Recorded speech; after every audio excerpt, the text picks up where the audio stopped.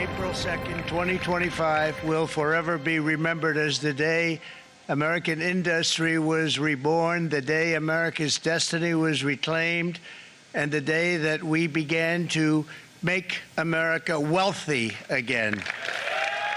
Calling it Liberation Day for America, the President of the United States announced a 10% universal tariff on all imports, along with individual tariffs on dozens of countries he says have the most unfair trade relationships with the U.S. Good evening. In a quest to bring jobs back to the U.S. and put American people first, Donald Trump unveiled sweeping tariffs on all allies and enemies around the world, sparking unprecedented uncertainty. What we do know, Canada is not on his list of worst offenders. CTV's Mike Walker joins us in studio with more on this announcement, which, frankly, we're still working to unpack, but at least it seems at this point it's not a worst-case scenario for Canada. Yeah, that's right, Michelle and Nathan. We're still going through the details, but it seems like Canada is being spared for some part. Now, by announcing these sweeping tariffs, President Trump says it's the start of a new golden age for the U.S. And CTV News is just learning that Canada is exempted from the new reciprocal tariffs announced today. My fellow Americans, this is Liberation Day. The U.S. president announcing sweeping reciprocal tariffs against global trading partners. That includes imposing a 10% baseline tariff on imports to the United States. For decades, our country has been looted, pillaged, raped, and plundered by nations near and far. The president also detailing a 25% tariff on all foreign auto imports. That levy is set to take effect at midnight. None of our companies are allowed to go into other countries. And I say that, friend and foe. And in many cases, the friend is worse than the foe in terms of trade. But such horrendous imbalances have devastated our industrial base and put our national security at risk. I don't blame these other countries at all for this calamity. I blame former presidents and past leaders who weren't doing their job. They let it happen, and they let it happen to an extent that nobody can even believe. That's why, effective at midnight, we will impose a 25% tariff on all foreign-made automobiles. Industry experts have warned tariffs would shut down the auto manufacturing sector. Trump did not specifically name Canada when detailing the auto tariffs, but he did take aim over Canada's restrictions on dairy imports. Countries like Canada, we subsidize a lot of countries and keep them going and keep them in business. In the case of Mexico, it's $300 billion a year. In the case of Canada, it's close to $200 billion a year. And I say, why are we doing this? Why are we doing this? I mean, at what point do we say you got to work for yourselves and this is why we have the big deficits. This is why we have that amount of debt that's been placed on our heads over the last number of years. And we're really not taking it anymore. It was back on February 1st, Donald Trump announced 25% tariffs on Canadian products. But 2 days later, this delayed for a month, with Canada promising to reinforce the border. Then on March 4th, 25% tariffs went into effect, and Canada retaliated. But a day later, Trump gave the auto sector a 1-month exemption and then suspended the tariffs on items covered by the free trade agreement. Then on March 12th, U.S. steel and aluminum tariffs came into effect. As for what else this means for Canada, CTV News is also learning that non-compliant goods under the current trade deal will see a 25% tariff, and non-compliant energy and potash will see a 10% tariff. Reporting live, I'm Mike Walker. Michelle, back to you. Thank you, Mike. And today's announcement being closely watched on this side of the border. Premier Doug Ford speaking within the past hour about where he believes things stand between Canada and the U.S. right now. CTV's Queen's Park Bureau Chief Siobhan Morris is live at Queen's Park tonight with more details. Siobhan. Well, the Premier says he's feeling cautiously optimistic tonight. Like everyone else, when the president pulled out those big charts with countries' names on them, he, like all of us, was looking for Canada. When he didn't see it, he thought that was a positive sign. Here's more of what he had to say. I think that's good news, actually. When we aren't named on that list, I think just communicating with the American people, communicating with some of the largest companies and their CEOs that have facilities here and in the U.S., I think that's a positive sign. But in saying that, let's see what happens. This can change again, hour by hour, day by day. Doug Ford did say he'd be reaching out to the U.S. administration tonight to seek some more clarity on exactly what was announced today. We know he's had a few phone calls now with U.S. Commerce Secretary Howard Lutnick, so they have each other's contact. That line of communication is open. Of course, Doug Ford has been talking about retaliation, the need to hit Americans back hard. That was before today's announcement. You heard none of that language in his press conference this afternoon. A formal news conference aimed or focused around retaliation set for tomorrow morning has been canceled. Reporting live from Queen's Park, I'm Siobhan Morris. Michelle, back to you. Thank you, Siobhan. And also tonight, Toronto Mayor Olivia Chow meets with her counterparts on both sides of the border and warns of the economic impact of the trade war in Toronto. Now to the other story being watched by many today. It was a return to winter weather as a spring storm brought snow, rain, and ice pellets across our region. It made for a messy day of driving for those trying to go anywhere across the GTA and beyond. CTV's Janice Golding is live tonight with the very latest on the conditions. Janice, what's it like out there now? Well, I think you can tell it's a bit wet out here, Nathan. Now, this isn't supposed to be as bad as this past weekend's ice storm, but there is a freezing rain warning in effect for much of southern Ontario, and it is pretty miserable out here. The wet, wintry mix started just before 1 p.m. in the GTA, some calling it a surprise return of Old Man Winter. I thought it was already done. It's surprising that in April there's this heavy snow. We do snow removal and we've already put all the equipment away, and here we are with more snow. A surprise many called unwelcome. I'm a summer person. I hate this. Hot, cold, warm. You don't even know what jacket to put on. I got a brain freeze going that way. Never had one before, so that was the first. And I'm from Sweden, so this is actually worse. So wow. My fingers look like hot dogs. This latest cold blast comes on the heels of an ice storm that hit north of Toronto and into cottage country over the weekend, knocking out power to about 1 million people. Hydro One saying this is the worst storm we've experienced since the ice storm in 1998, and the damage is severe and widespread. Adding the additional freezing rain and wind in central and southwest regions today may cause additional damaged trees, tree limbs to fall, which could slow our efforts and cause additional outages. Crews will continue to work around the clock and will not stop until power is restored. I'm really tired of, we had massive trees down. We're in Ballantree, and we spent 2 days just chopping them up and putting them in the bush, so I'm hoping we don't get any more freezing rain. My body can't take it anymore. Hydro One says about 200,000 people are still without power, and there have been issues getting fuel, food, and other essentials to the hardest hit areas. Central Region OPP sending out a notice today reading, to ensure that our local community has access to what it needs during this time, we kindly ask that non-local visitors postpone their trips to these areas until conditions improve. If that weren't enough of a deterrent, traveling is treacherous today. Environment Canada saying rainfall amounts could exceed 50 millimeters in some areas, with ice accretion and wind gusts of between 50 and 60 kilometers per hour, making surfaces like highways, roads, walkways, and parking lots icy and slippery. I think it's to be expected, but I can't say I love it. Well, I don't like it, but it's not a surprise here. Stoicism and acceptance from some. I'm pretty much happy to see the snow. You know what? This is what we signed up for living in Canada, and we just have to really appreciate that we know that this is short term and hopefully that there's going to be some great weather this summer. While others just try to keep a sunny attitude no matter how gloomy the weather. Now, Environment Canada also says flooding and water pooling is possible, and you can probably see just how much is accumulating in the parking lot here. And that's because the ground is so saturated, it has absolutely no ability to absorb any further rainfall. Reporting live, I'm Janice Golding. Now back to you, Michelle. Oh, goodness, Janice, you need your rain boots. Thank you.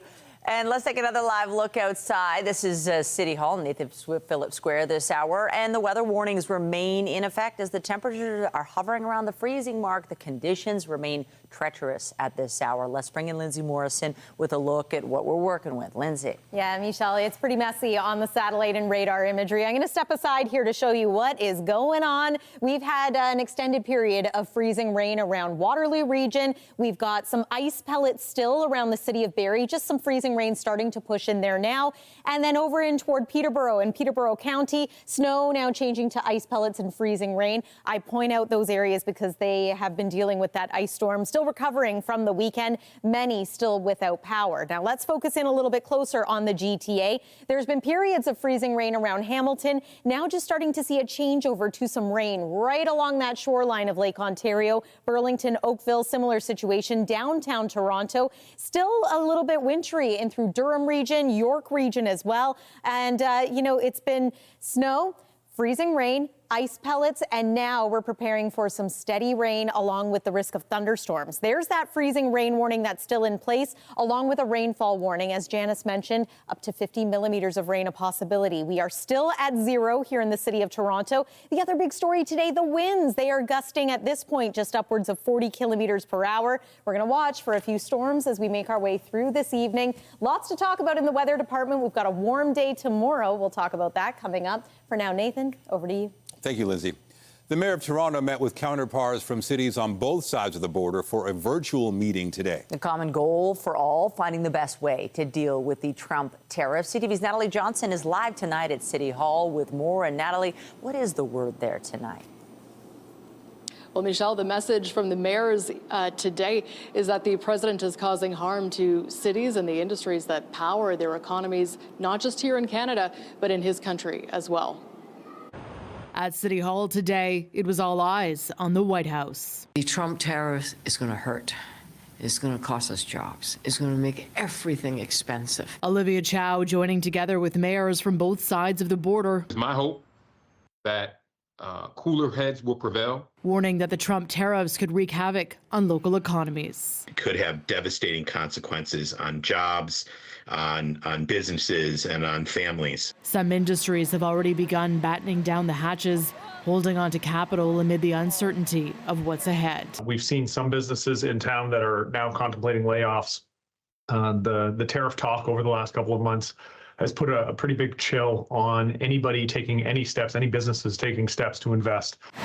Many of those local businesses re-examining their supply chains, but a pivot to buying Canadian, or at least non-American products, will take time. Toronto City Council, meanwhile, has adopted a new procurement policy that prioritizes Canadian suppliers for municipal contracts in a bid to reduce reliance on U.S.-based goods and services. We need to start thinking about how to diversify our economy, both nationally but also locally, to make sure that Toronto jobs, Canadian jobs are protected. The city will also allow local industries hit hard by tariffs to defer their property taxes to improve cash flow in the short term. What you don't want to see are these companies, particularly the smaller ones, the medium-sized ones, closing their doors or picking up and moving to the U.S. to get behind that tariff wall. If you look at that, a barrier to business that President Trump continues to fortify. We're all hurting, and there's no reason behind it. In a trade war waged at great economic cost. Mayor Chow saying here today that the city's economic action team will meet again in the next few days to examine additional ways to bolster the local economy, including providing more training opportunities for workers to strengthen the supply chain. Here at home, reporting live at City Hall, I'm Natalie Johnson. Nathan, over to you. Thank you, Natalie. Just ahead, the iconic red canoe at Canoe Landing Park is no more. Police say it appears to be an arson. CTV's John Musselman will have the latest on the incident in minutes. Police are investigating after a woman holding a baby was struck by a vehicle this morning near Bathurst and St. Clair.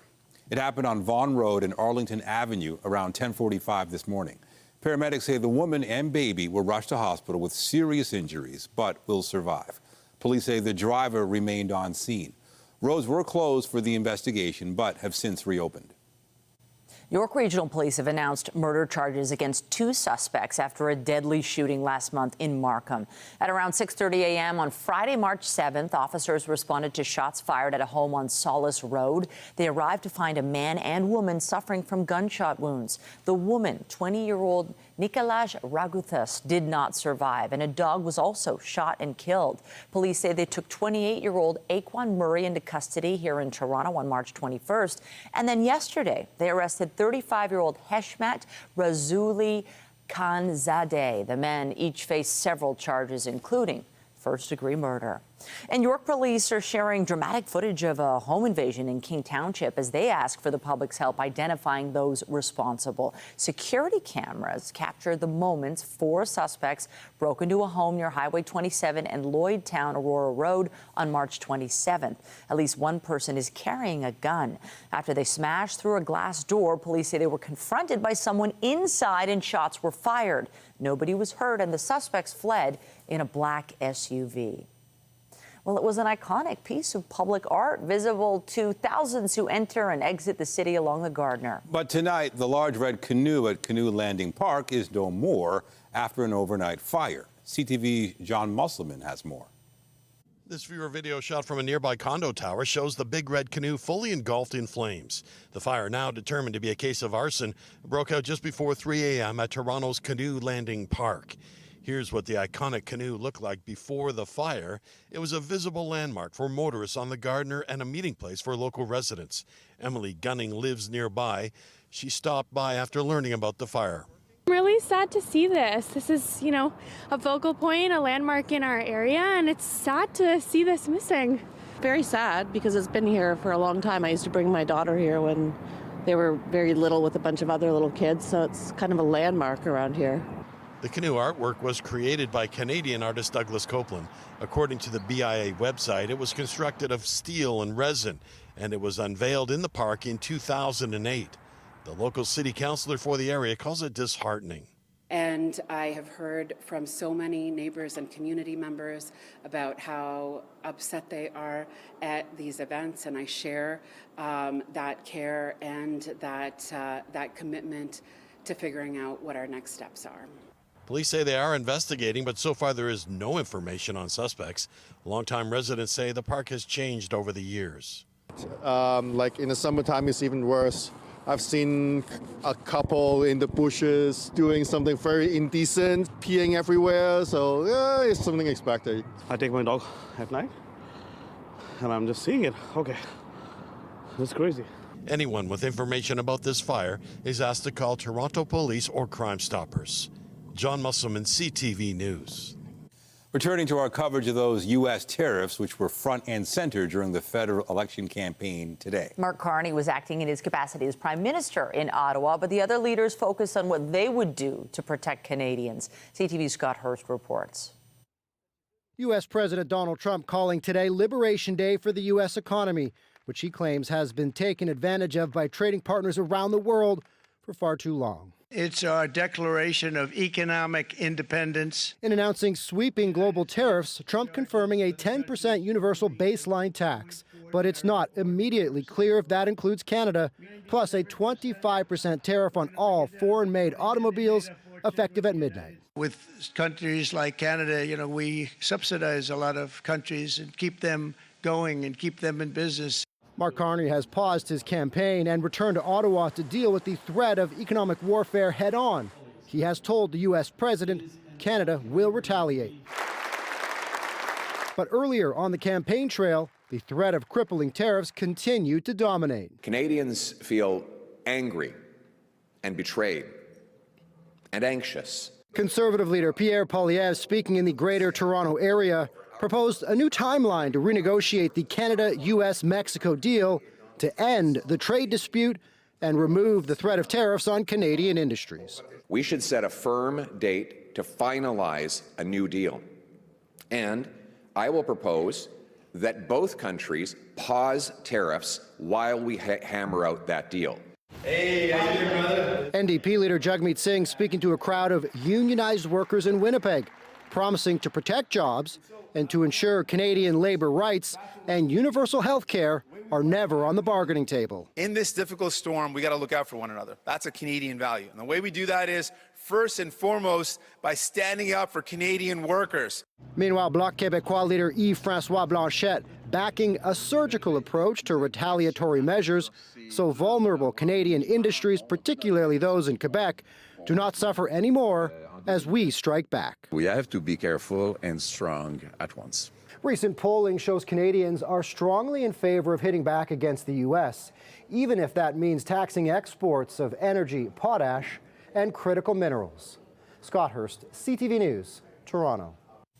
Meanwhile, the latest poll from Nanos Research suggests both the Conservatives and the Liberals have made slight gains in voter support. But the Liberals are maintaining their lead. A three-day rolling sample ending April 1st has them at 45%. The Conservatives sitting at 37%. The NDP dropped to 9%, followed by the Bloc Québécois at 5%. The Greens are at 1.6%, while the People's Party of Canada have just over 1% support. In the Middle East, Palestinian health officials say Israeli strikes overnight and today killed more than 40 people. A top UN aid coordinator declared the war in Gaza is defying decency and says 64% of the territory is inaccessible to Palestinians. Displaced people have been fleeing as Israel steps up its military offensive.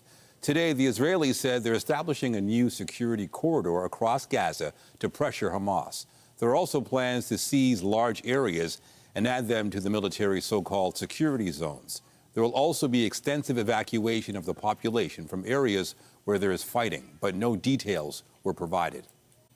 NATO allies are pledging more than $21 billion in military support for Ukraine. The alliance says the security challenges are too great for any of its members to bear alone. NATO foreign ministries will meet in Brussels tomorrow and Friday to discuss further support for Kyiv. Meanwhile, the European Bank for Reconstruction and Development plans to provide about $1.1 billion to Ukraine. The funds are intended to help the country rebuild its power sector and improve energy resilience. We have some new images from space to show you tonight, courtesy of NASA's Sphere-X telescope. The space agency activated detectors on the device for the first time, and this was the result. Each exposure includes 6 images. The bright spots are sources of light, like stars or galaxies. The Astrophysics Space Observatory will begin its official operations later this month, attempting to snap about 600 exposures each day.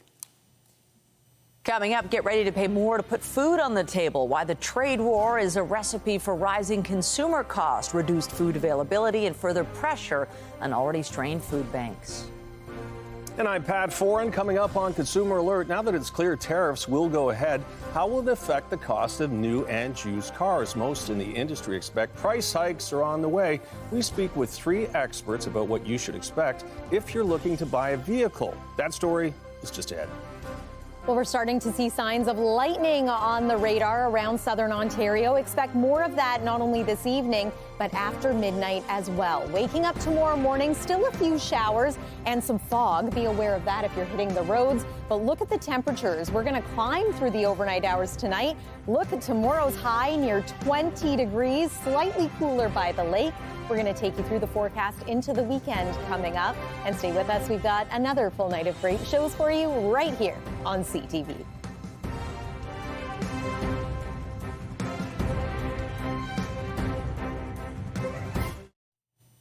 Now that it's official, U.S. tariffs are going ahead. The auto sector is bracing for an increase in the cost of vehicles as well as auto parts. It means the next car, truck, or SUV you buy, whether it's new or used, will most likely cost you more. Here's Pat Foran and Consumer Alert. Pat. Thanks, Nathan and Michelle. Car prices hit all-time highs during the pandemic, but they had been coming down. Used car prices in Canada dropped about 12% last year. But if the cost of new cars go up, the price of used cars is expected to follow. Americans worried about tariffs went on a buying spree last month, with car sales in the U.S. up almost 14%. In Canada, consumers have been taking a more cautious approach. If anything, buying is down because consumers are uneasy and they're hanging on to their wallets pretty tight right now because they don't know what's coming. The Used Car Dealers Association of Ontario says it appears new car prices will be going up. That's not good news for its 5,000 members, most who are dealers, saying the cost of used cars won't be far behind, which is bad for the industry and consumers. New vehicle prices are going to go through the roof by thousands of dollars, all the experts say. And that inevitably will trickle down to the used market. So we could expect probably by 26 that used vehicle prices will start just going up. We're not advising consumers to panic and rush out to buy a new car tomorrow. Car Help Canada says it doesn't expect to see massive price hikes in new cars right away, but feels dealers may reduce incentives and look at cost-cutting measures. It's advising to wait and see how manufacturers deal with the tariffs. There will still be time to get a reasonable or good deal on a new car before we see massive price increases. Auto Trader says it's noticed more activity with consumers searching for vehicles. It says used car prices had been dropping year over year, but if tariffs drive up the cost of new cars, buyers will turn to the used car market and reverse the trend. There's definitely going to be an impact on the used car demand, as we've been experiencing since the beginning of March, and therefore used car prices will also go up. Auto parts are also subject to the tariffs, which will make cars more expensive to build and repair, which will also lead to higher prices for both new and used vehicles. And if car prices go up and the cost of auto parts, it will make vehicles more expensive to repair. If that happens, it could also lead to increases in the cost of car insurance. So your premiums could also go up. On your side, I'm Pat Foran. If you have a consumer story idea, email us at alert@ctv.ca. Well, we've had quite the day. We had rain, ice pellets, snow. I mean, I guess the good news is, like many people, I'm sure, snow tires still on. I've heard some people took them off early and they weren't happy. Most but yes, people. this is why you kind of wait, because April is so, it can be wild. I mean, it is wild with thunderstorms even, and then you had snow today, and then that temperature tomorrow. Yes, so a real collision of the seasons here today. We started off with winter, now we are very much in spring, and some spring, summertime-like thunderstorms now starting to rumble across the province as well. It's been a very unsettled day, a slow commute for many, and not just here in the GTA. This is what it looked like in Kitchener-Waterloo a little bit earlier on. We had eyes on this part of the province for a little more in the way of an extended period of freezing rain.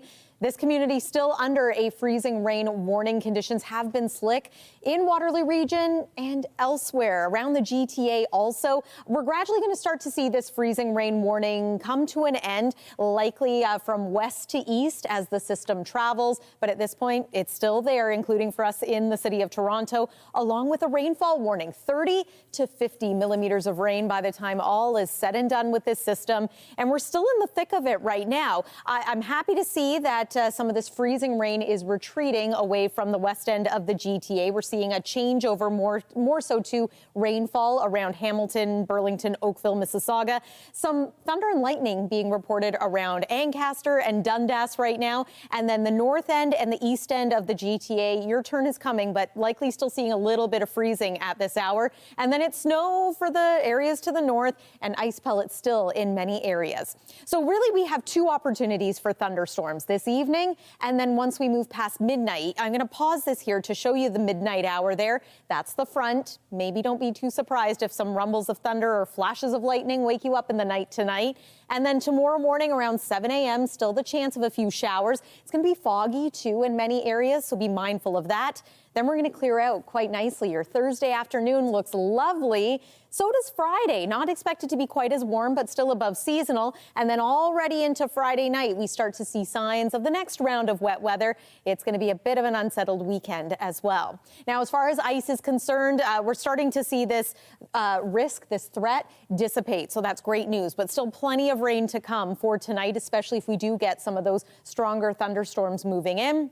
Winds today, my goodness, they've been strong out of the east. We're going to tap into a southerly flow, could experience gusts near 70 kilometers per hour in some areas. And then tomorrow, a southerly and westerly wind. That's going to help drive up the temperature. We're at 0 still right now in Toronto, starting to warm up in Windsor. Waking up tomorrow morning will be around 13 degrees.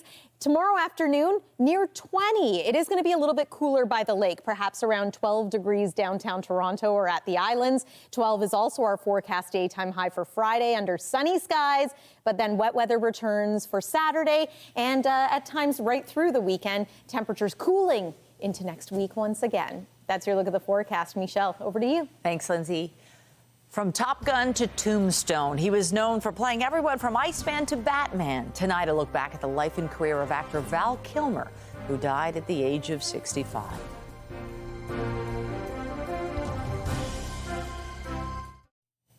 Amidst all the talk about tariffs and sovereignty, the Autism Alliance of Canada is hoping to make its own mark on the federal election campaign. And as our health reporter Pauline Chan tells us, they've created an election toolkit to help.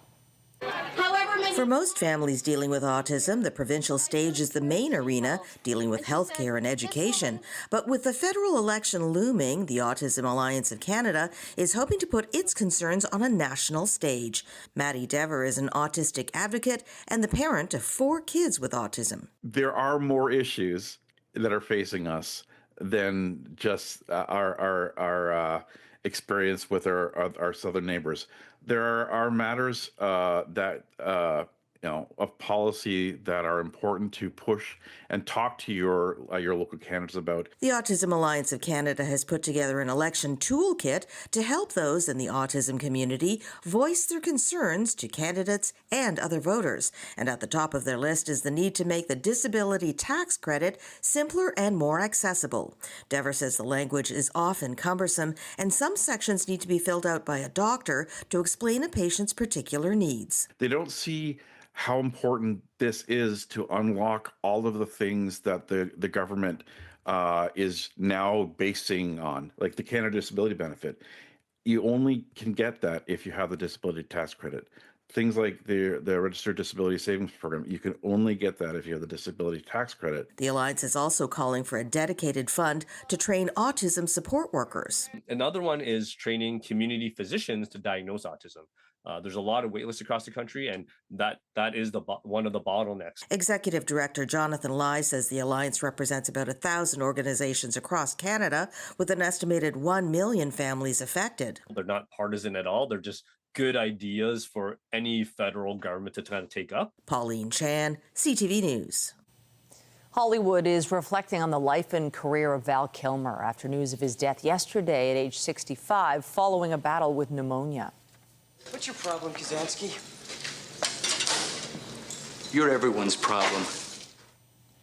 Kilmer found fame in the original Top Gun as pilot Tom Iceman Kazansky, the rival-turned-wingman to Maverick, played by Tom Cruise. He would later go on to take the title role in Batman Forever and take a dramatic turn as The Doors frontman Jim Morrison. After mostly losing his voice to throat cancer, Kilmer would return as Iceman in 2022's Top Gun Maverick, his final on-screen appearance. He did everything from after-school specials to commercials to voicing the voice of Kit, the car on Knight Rider, plus indelible movies. You just mentioned a number of these characters that he played. And it's interesting when you look back at Iceman and from Top Gun and The Doors and Tombstone and Batman Forever and Heat, where he held his own with Robert De Niro and Al Pacino. And it really does make sense when you read that Roger Ebert said, if there is an award for the most unsung leading man of his generation, Val Kilmer should get it. Among many tributes on social media, director Francis Ford Coppola remembered Val Kilmer as a talented actor who was a wonderful person to work with and a joy to know. Actor-director Ben Stiller wrote, "I and so many will miss the great Val Kilmer, who was kind and brilliant and incredibly cool. A beautiful, creative artist whose work will live on. Sending love to his family." Nintendo set the launch date for its next-generation console, the Switch 2. Nintendo says the Switch 2 includes new interactive features as well as improved visuals and audio. The original version of the hybrid console came out just over 8 years ago and was very successful, but compared to the $399 price the Switch had at launch, the Switch 2 will cost $629 when it goes on sale June 5th. Analysts say the consoles will also be more expensive for Americans amid new U.S. tariffs on China. Lady Gaga is adding another Toronto show to her upcoming concert tour.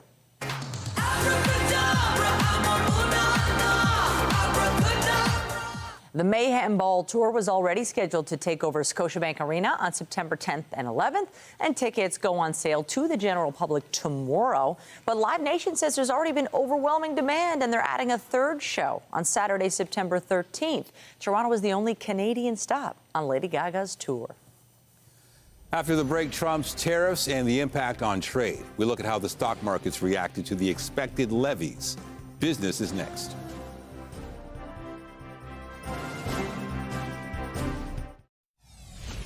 My fellow Americans, this is Liberation Day. Updating our top stories, the U.S. president has announced sweeping reciprocal tariffs against global trading partners. Donald Trump says a 10% baseline tariff on imports, as well as country-specific tariffs, will mark the start of a new golden age for his country. While Canada is exempt from the new tariffs announced today, a 25% tariff on all foreign auto imports will begin at midnight. I'm a summer person. I hate this. Hot, cold, warm. You don't even know what jacket to put on. Residents across the GTA and beyond were dealing with a wintry storm today. Rain, snow, ice pellets, and strong winds worked their way across the area. The storm comes days after a major ice storm caused widespread damage and power outages in certain areas. Really sad to see this. This is, a focal point, a landmark in our area. The oversized red canoe at Canoe Landing Park is no more. The iconic piece of public art, visible to those traveling along the Gardiner and a focal point for the community there, went up in flames overnight. Toronto police said they are investigating the incident as a case of arson. Remember to keep up to date day and night at ctvnewstoronto.ca and by downloading the CTV News app. And if you have a news tip, photos, or video breaking news, let us know. President Trump made his reciprocal tariff announcement after the markets closed, but the future suggests investors expect deep losses when stock markets open tomorrow. And while that remains to be seen, today we learned how Tesla's sales have been affected amid the controversy surrounding the company's billionaire owner, Elon Musk. Here's BNN Bloomberg's Marella Fernandez. It may come as no surprise that sales of Tesla dropped dramatically in the first quarter of the year. Elon Musk's company sold 13% fewer electric vehicles in the first part of the year than it did in the first quarter of 2024.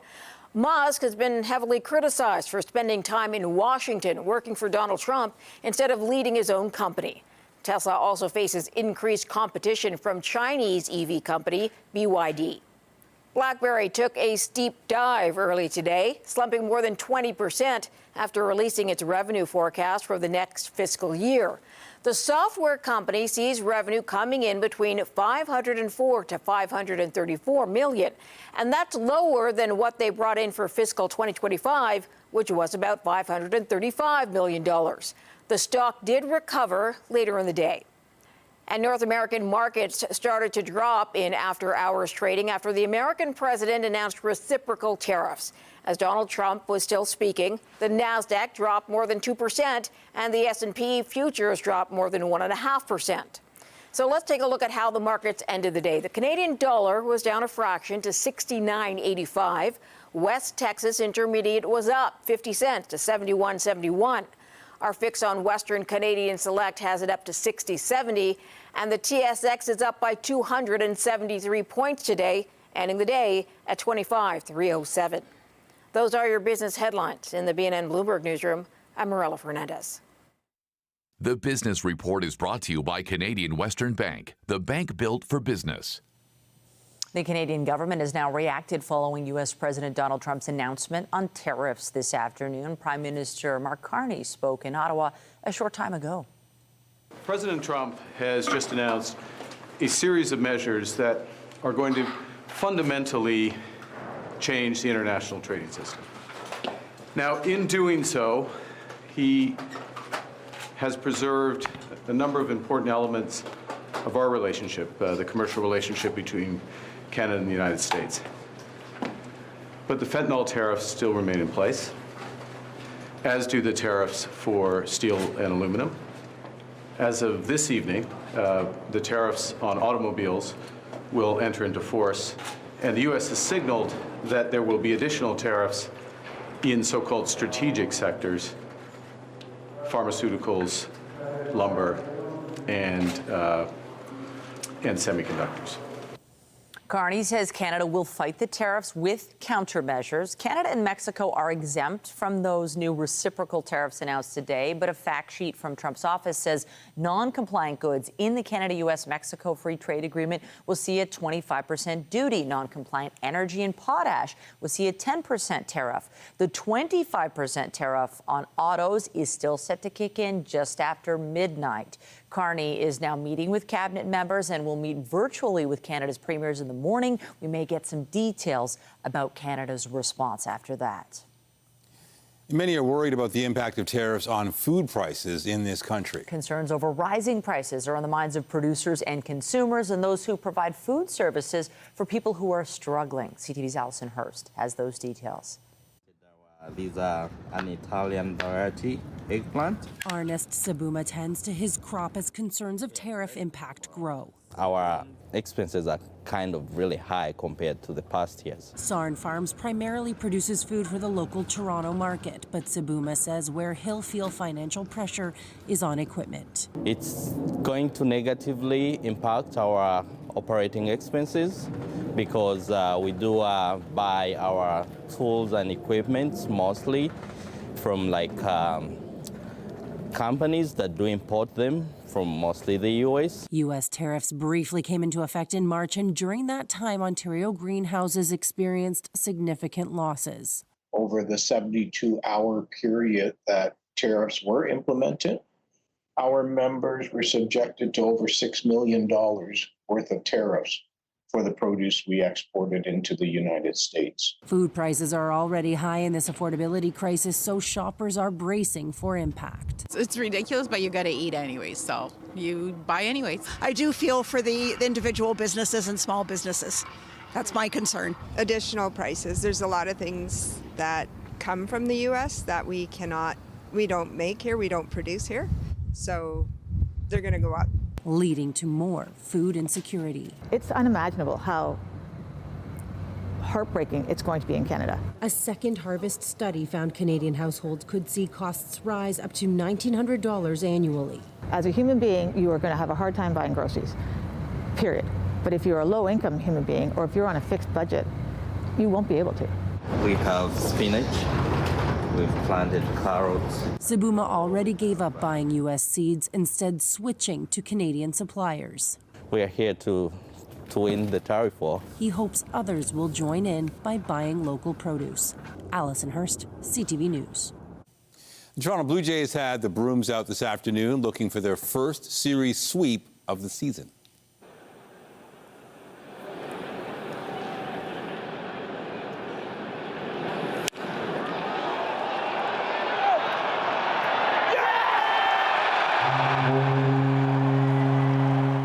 George Springer put the Jays up 2-0 against the Washington Nationals at Rogers Centre. Toronto would add 2 more runs en route to a 4-2 win.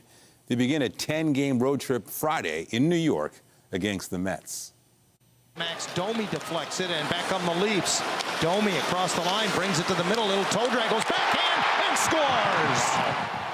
The Maple Leafs, meantime, are looking to make it 3 in a row after Sunday's 3-2 win over Anaheim. The Buds welcome Florida at Scotiabank Arena tonight. Toronto's in first place in the Atlantic Division and can take a 4-point lead over the Panthers in the standings with a win. Tampa Bay is in second place, 1 point behind the Leafs. Battle, the closeout by the rookie Buzelis. Here's Shed with the runner. Nice job. The Raptors are off today after having their 4-game win streak halted with a 137-118 loss in Chicago last night. Emmanuel Quickley and Jacoby Walter led Toronto with 17 points apiece. The Raptors host Portland tomorrow. The Trailblazers are 12th in the Western Conference. Toronto is 11th in the East. After the break, for generations, they were once an integral part of travel. Now they're part of a new exhibit at the Toronto Public Library. CTV's Jessica Smith will take us on a trip through the world of vintage postcards. Stay with us.